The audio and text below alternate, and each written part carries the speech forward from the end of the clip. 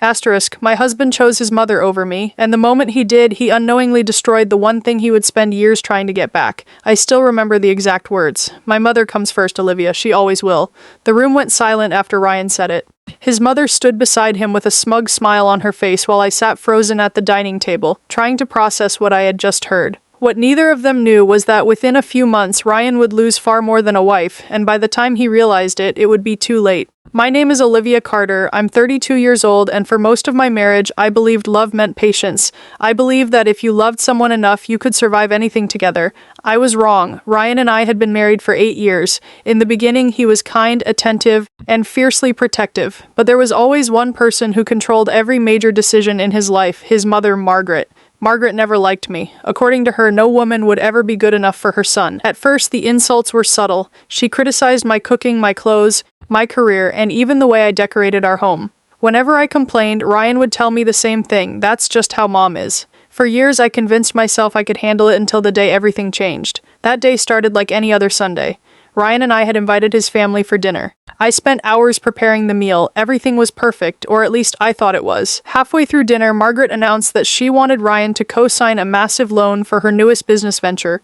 The amount was nearly all our savings. I immediately felt uneasy. We had been planning to buy a larger home and start a family. Losing that money would delay everything. Trying to remain respectful, I suggested that Ryan and I discuss it privately before making such a huge commitment. Margaret's expression darkened instantly. "See?" she snapped. "She's always trying to control you. I expected Ryan to defend me. Instead, he looked at me with irritation. Then came the words that changed everything. My mother comes first, Olivia. Stop making this difficult." The entire table fell silent, and in that moment, something inside me broke. Because for the first time, I realized I wasn't competing with another woman. I was competing with his mother, and I was losing. For the next several weeks, Ryan threw himself completely into helping Margaret. The loan was approved, our savings disappeared, and somehow I became the villain. Every concern I raised was labeled selfish. Every question became an argument. Every disagreement ended with Ryan reminding me that family comes first. The irony was painful. Wasn't I his family too? The answer became clear one rainy Thursday evening. I had just returned home from work when I overheard Ryan talking to Margaret on speakerphone. I wasn't trying to listen, but then I heard my name. "She's overreacting again," Ryan said. Margaret laughed. "She's always been jealous of our relationship." Ryan laughed too. That hurt more than any insult Margaret had ever thrown at me. For years, I had defended him, excused him, and protected him, and now he was sitting there helping his mother mock me. That night, I couldn't sleep. Instead, I sat in the living room thinking about every sacrifice I had made, every dream I had postponed, and every time I swallowed my pride to keep the peace. And for what? To be treated like an outsider in my own marriage? The answer came a few days later.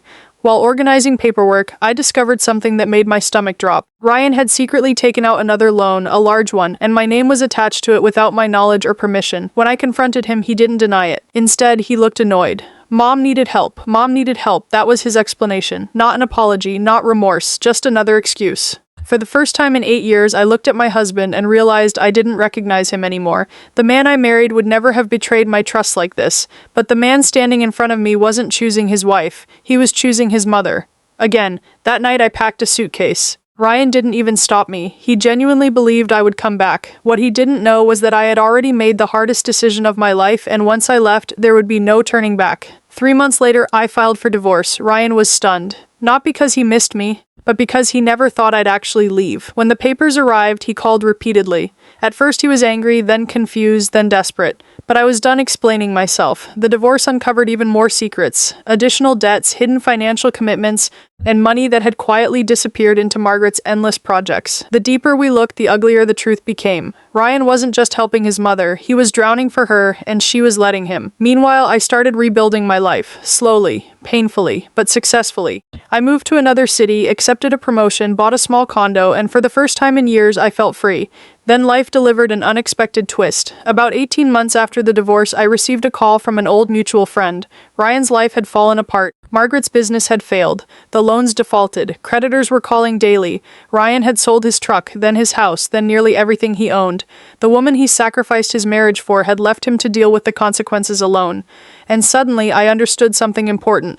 People often think karma arrives dramatically. It doesn't. Sometimes it arrives quietly, one bad decision at a time. A few weeks later, Ryan appeared outside my office. I barely recognized him. He looked exhausted, older, defeated. For several moments, neither of us spoke. Then he said something I never expected. "You were right." 3 simple words.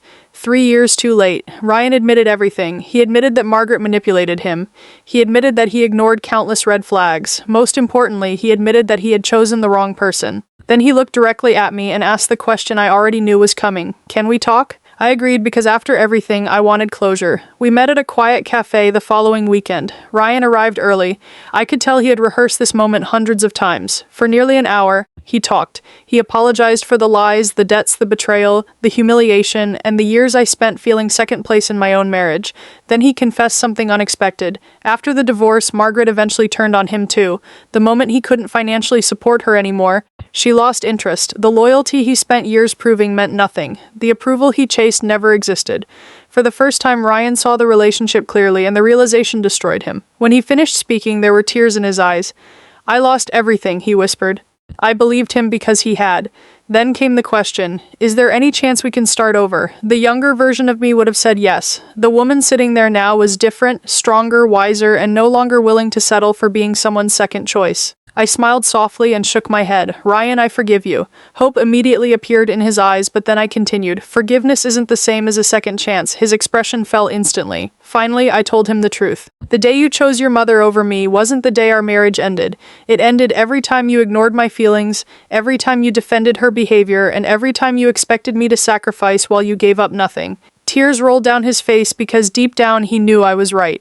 When we finally stood to leave, Ryan asked one last question. Do you ever regret leaving? I looked at him and smiled. No, leaving saved my life. For several seconds, he simply nodded. Then he turned and walked away. The man who once chose his mother over his wife finally understood the cost of that decision, and the woman who once begged to be chosen no longer needed his approval. Because sometimes the greatest lesson in life is realizing your worth, and sometimes the greatest regret is discovering that lesson after you've already lost everything.